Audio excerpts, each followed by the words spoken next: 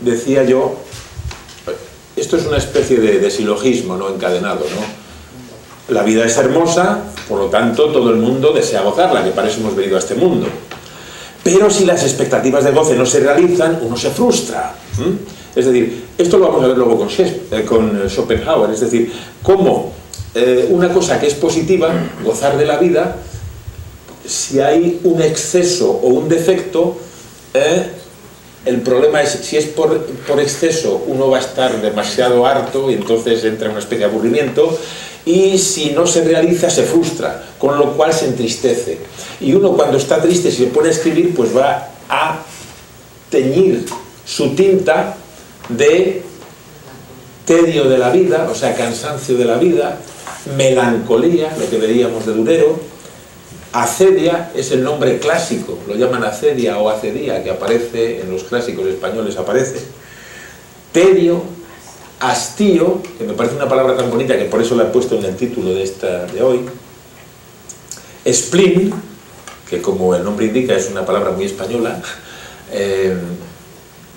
Al hablar de la bilis negra, ¿no?, eso que le produce a uno la melancolía, no dije que está basada, los antiguos, los que creían que había este humor negro, estaba basada en el bazo.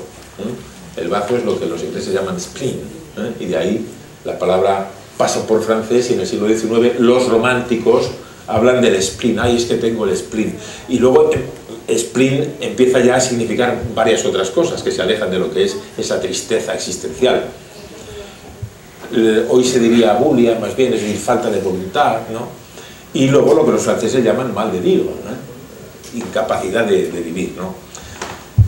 Por supuesto, cuando uno tiñe su tinta de algo de eso, el resultado es maldiciones, gritos de desesperación, ¿no?, y esa ironía que yo añadía, que ¿por qué no se suicida uno si está tan mal? Bueno, vamos entonces ya a pasar al pesimismo. Ahí está. El pesimismo es muy antiguo. Si hemos de creer, en fin, lo que sabemos de los egipcios, es que yo tengo un sobrino que es egiptólogo, por eso conozco algo de texto. Entonces le pregunto, ¿no? Y me buscó el texto más antiguo que hay, que se puede considerar pesimista. Y es, ya el título tiene miga. Diálogo de un desesperado con su alma.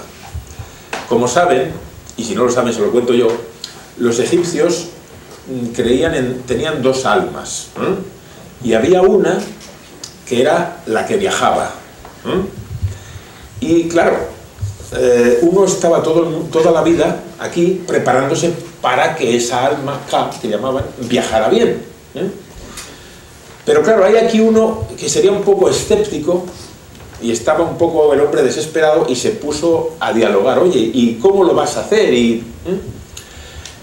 Es lo más antiguo que hay, más de 4000 años, 2100 antes de Cristo. Y dice este desesperado, la maldad, vamos, el autor evidentemente, es un anónimo, es una cosa pequeñita, son unas 3 o 4 páginas. La maldad vagó por la tierra y no tiene fin. La maldad. Claro, en un mundo en el que todo estaba organizado por los dioses, Ra en primer lugar, y que incluso toda la sociedad se organizaba en una teología continua, decir esto, yo a este hombre no sé si le cortarían la cabeza o le harían algo, ¿no? Pero esto ha quedado escrito, ¿no? La maldad vagó por la tierra y no tiene fin. Es decir, entró en la tierra y está ahí, y está continuamente ahí. Mañana, cuando hablemos de la guerra, nos podemos acordar de este hombre. Sófocles, el siguiente. Seguramente habrán visto algunas de las dos, o leído algunas de los dos Edipos. En el de Colona dice, una vez que se arranca los ojos, lo mejor es no nacer, pero si se nace, lo mejor es morir cuanto antes. Vaya frase también, Es de estas también que le dan a uno carne de gallina.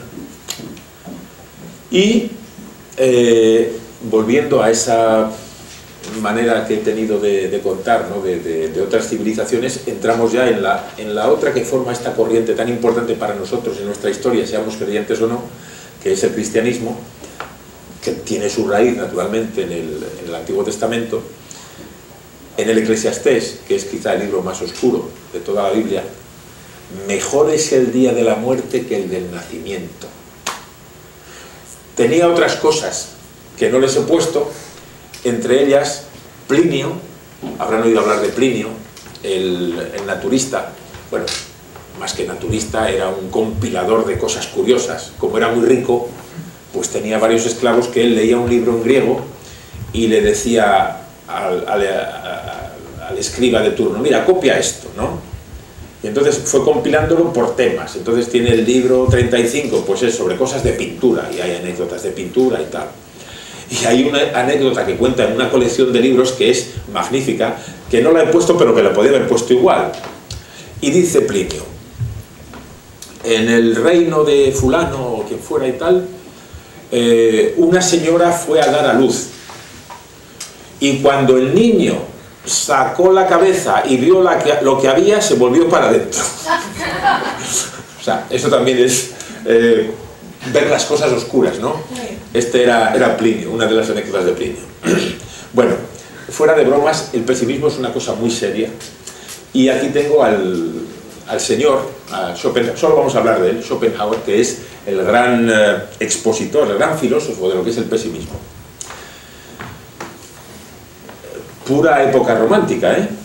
Nace a finales del 18 y muere en 1860. Dice Schopenhauer, textualmente, el mundo es malísimo. Todo en él se mueve por la voluntad. Hay que entender por voluntad el deseo, lo que mueve al ser a hacer algo.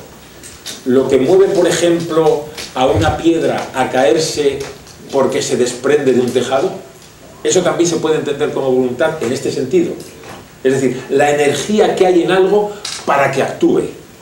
Porque cuando hablamos de voluntad, en alemán, él dice Wille, quiere decir eso, pero él está pensando quizá en otras palabras de otras lenguas que él conocía. Les decía antes que este señor se hizo budista.